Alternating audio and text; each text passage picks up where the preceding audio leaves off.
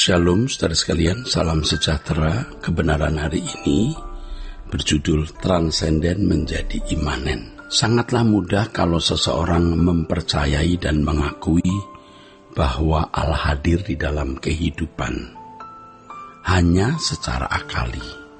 Jadi hanya secara akali mengakui Allah itu hadir mudah.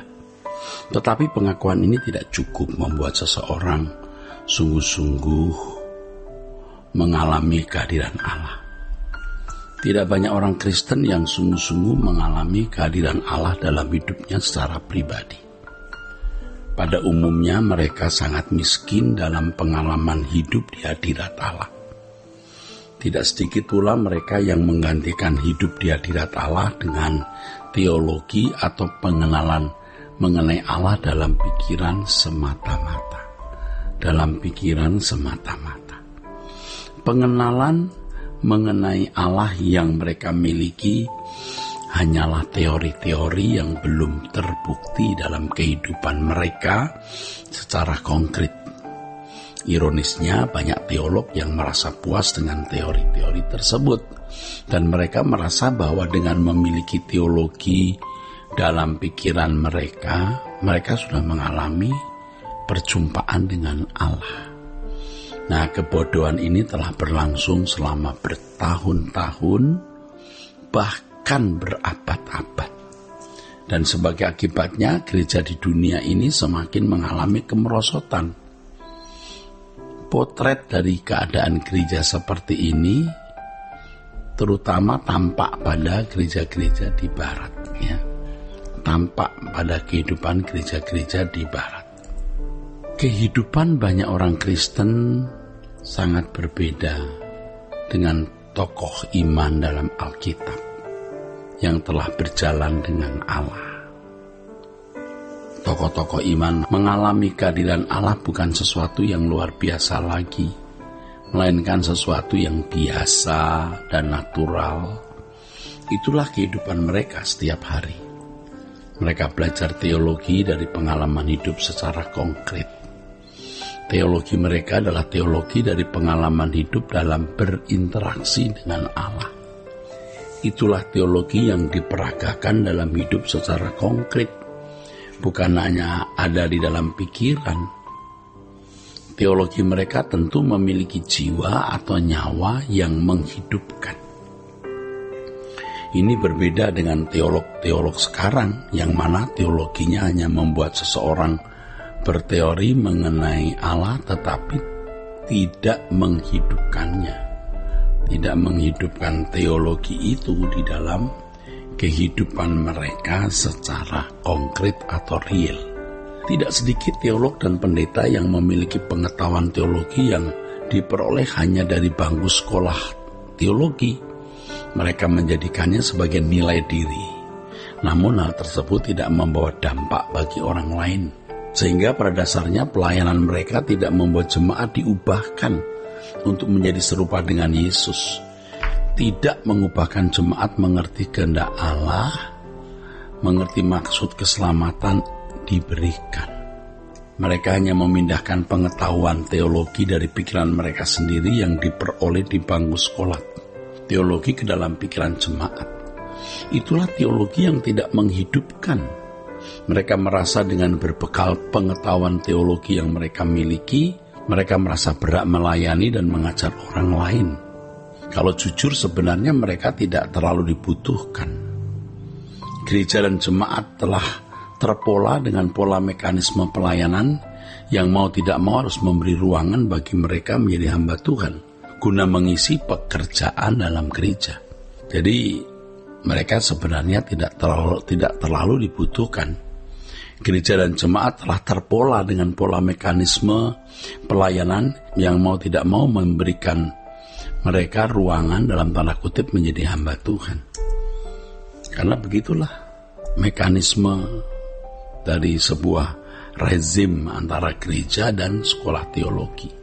Paulus mengingatkan bahwa hari-hari ini adalah jahat. Banyak orang berpikir bahwa manusia dapat hidup tanpa kehadiran Allah. Pengaruh semacam ini tanpa terasa telah membentuk jiwa dan kepribadian banyak orang dan teolognya. Itulah sebabnya dapat ditemui ada banyak orang Kristen yang hanya bertuhan pada hari Minggu di gereja.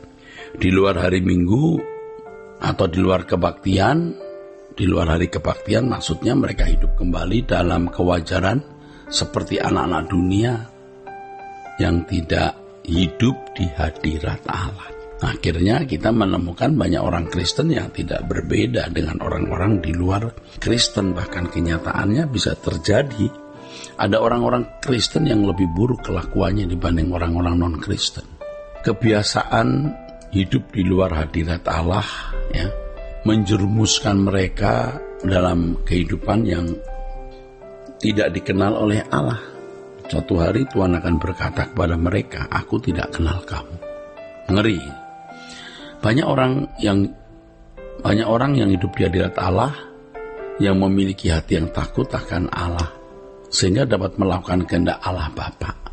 Hanya orang-orang yang melakukan kehendak Bapa yang diperkenankan masuk surga, ya. Tapi orang-orang yang hidup di luar hadirat Allah yang tidak memiliki takut akan Allah pasti akan ditolak Allah.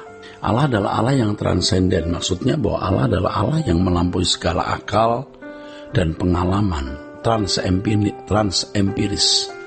Jadi transenden itu maksudnya Allah adalah Allah yang melampaui segala akal dan pengalaman.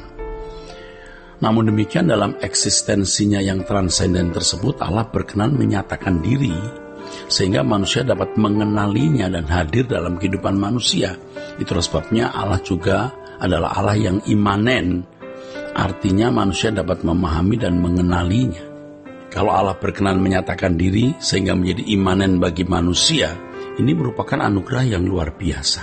Ini adalah berkat kekal yang harus direspon dengan benar. Allah adalah Allah yang berpribadi dan hidup, bukan hanya sekumpulan doktrin dan sejumlah penjelasan. Allah adalah Allah yang memiliki pribadi yang berkehendak, berperasaan dan berpikir. Ia berkeberadaan sebagai pribadi yang dapat berkomunikasi dengan pribadi lain. Dalam hal ini Allah mau berkomunikasi dengan umat pilihan yang juga adalah anak-anaknya. Oleh sebab itu, saudaraku, kita ini sebagai umat pilihan harus memperlakukan Allah sebagai pribadi yang hidup. Itulah sebabnya dikatakan Allah beserta kita, yang artinya ia hadir dalam kehidupan manusia secara konkret. Sebagai orang percaya, kita harus mengalami realisasi dari pernyataan tersebut, Allah beserta kita. Sehingga pernyataan tersebut Allah beserta kita berdampak dalam hidup ini. Artinya ada implikasi dan implementasinya secara nyata yang benar-benar kita rasakan dan mengubah kita. Selanjutnya kehidupan kita yang diubahkan dapat dirasakan orang lain yang bersentuhan dengan kita. Kita harus belajar untuk menghayati kehadiran Allah dalam hidup, agar kita melatih diri untuk hidup di hadirat-Nya. Saya ulangi, kita harus belajar untuk menghayati kehadiran Allah dalam hidup, agar kita melatih diri untuk hidup di dalam hadirat-Nya. Saudaraku, dalam eksistensinya, Allah yang transenden, Allah berkenan menyatakan dirinya, sehingga manusia dapat mengenalinya dan Allah hadir dalam kehidupan manusia itu. Berarti Allah menjadi imanen, ya. Puji Tuhan. Kiranya kebenaran hari ini memberkati kita sekalian. Sola Gracia.